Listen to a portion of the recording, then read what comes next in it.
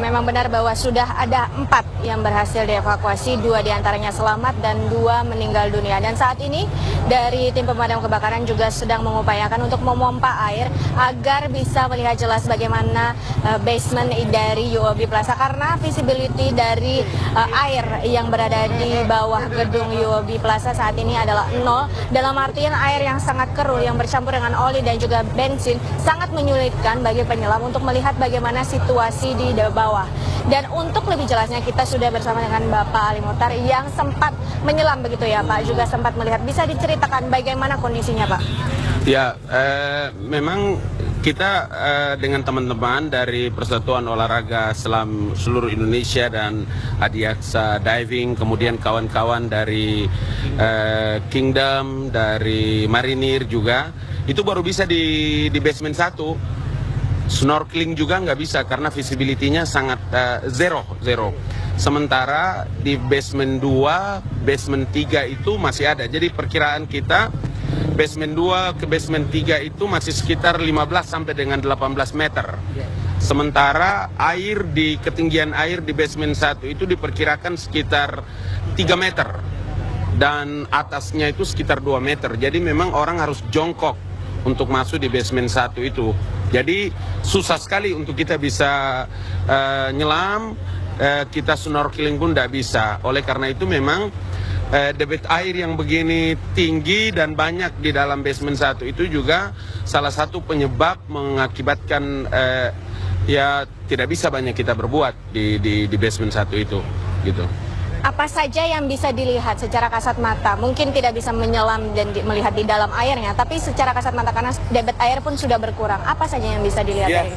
Yang kita rasakan karena kap mobil ya, kita bisa berdiri di atas kap mobil, kemudian kita lihat mobilnya bisa ada yang terapung, kemudian komputer, ada sarung-sarung tangan di apotik itu, kemudian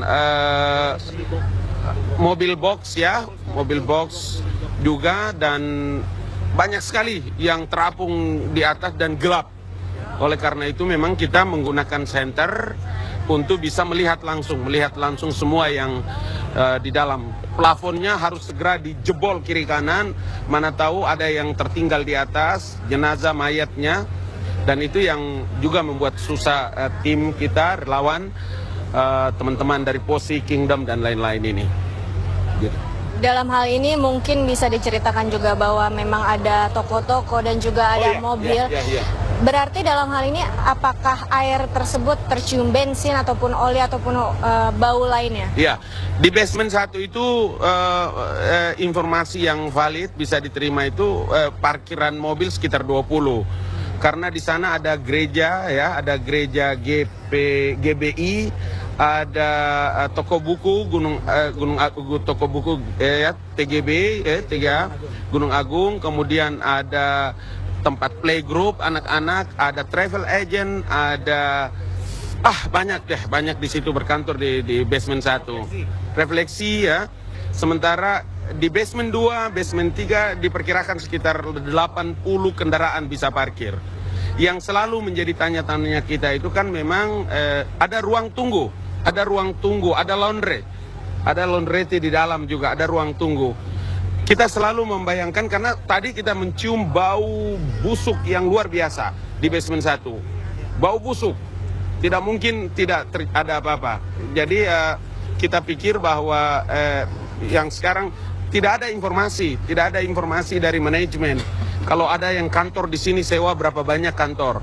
Kalau majikannya siapa, mobil-mobil siapa yang masih ada di bawah, bagaimana sopirnya, siapa yang menunggu, siapa karyawannya. Manajemen harus umumkan itu, nggak boleh tidak. Masyarakat mau kemana mengadunya. Umat ini, rakyat ini yang merasakan keluarganya. Kayak tadi kami duduk-duduk tiba-tiba ada yang datang bilang bahwa Pak, saya yang masih punya keluarga. Tadi kita temukan jam 3.30 kami menemukan ada satu karyawan sudah meninggal. Umurnya sekitar 38 sampai 40 tahun.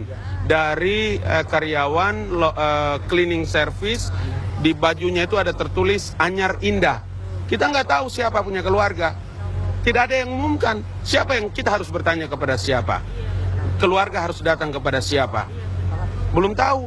Kalau dia orang mau cari di mana dengan situasi kayak begini.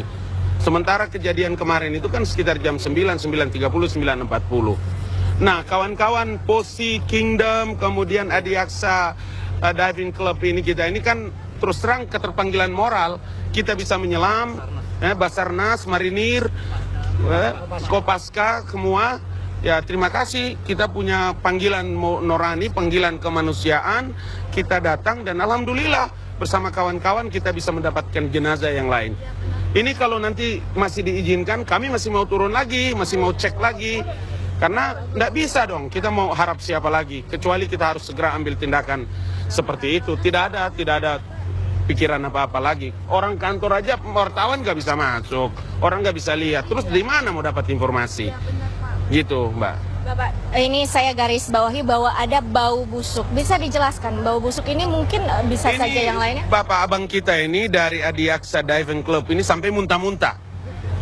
Karena nggak tahan. Saya kira bau busuk itu dua kemungkinan. Ada mobil daging dari Tony Romas, dan yang kedua bisa jadi mayat. Perasaan saya yang biasa mengurus jenazah mati, perasaan saya itu bau lain, bukan bau daging. Ya, karena itu saya pikir tidak bisa tidak. Manajemen di sini harus aktif dengan kawan-kawan, aktif dengan kami, kemudian segera mengecek informasi lain dan cek seterusnya.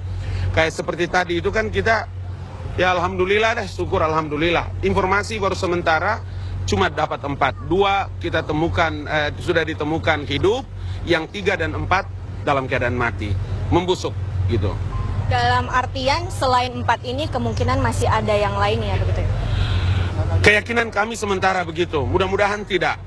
Tapi ruangan sebesar itu tidak terlalu percaya kami kalau tidak ada lagi jenazah, mungkin masih ada. Sementara air ini ketinggiannya kalau dari basement 321 diperkirakan sekitar 22 meter. Air ya, benar itu benar. Gitu. 15 sampai 22, 15 sampai 17 meter di bawah. Karena ini kan basement 1 yang kami baru bisa. Basement 2 nggak bisa, basement 3 nggak bisa. Ada 3 basement di sana. Ya, Pak Boy ya? Gitu. Dari mobil yang masih berada di situ, apakah di situ juga ditemukan jenazah sementara dari basement 1 atau mungkin ada? Ya, kita juga tadi pergi dengan instruktur Pak Bowo, instruktur kami juga Pak Budi. Kami juga karena berpikir bahwa jangan-jangan ada sopir yang sambil baring nunggu bosnya, AC-nya jalan, tiba-tiba air bah datang.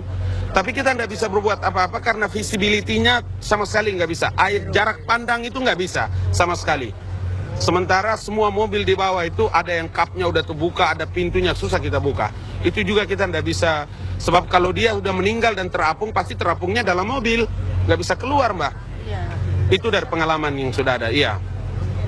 Dan mungkin bisa disebutkan juga bahwa memang keadaan dalam hari ini juga sangat tidak memungkinkan karena visibility-nya adalah 0 begitu ya Pak? Betul. Salah satu solusinya mungkin adalah menguras air atau mungkin ada yang lain? Saya mau bilang, air di sini diperkirakan sekitar 25.000 kubik yang sekarang ada.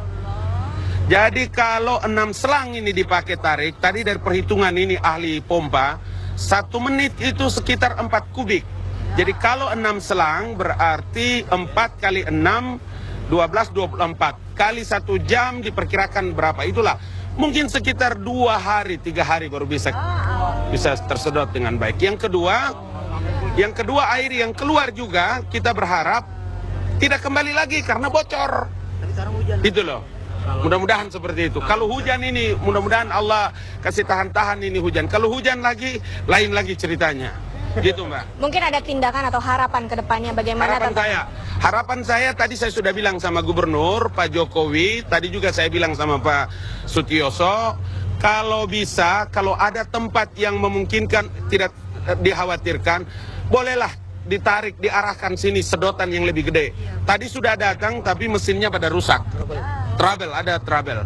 Jadi saya pikir memang cara-cara yang paling tepat adalah segera disedot ini. Kita aduh, ampun deh, nggak bisa lagi cerita deh. Kalau ada orang meninggal, nggak bisa kita biarkan seperti begitu. Gitu, Mbak.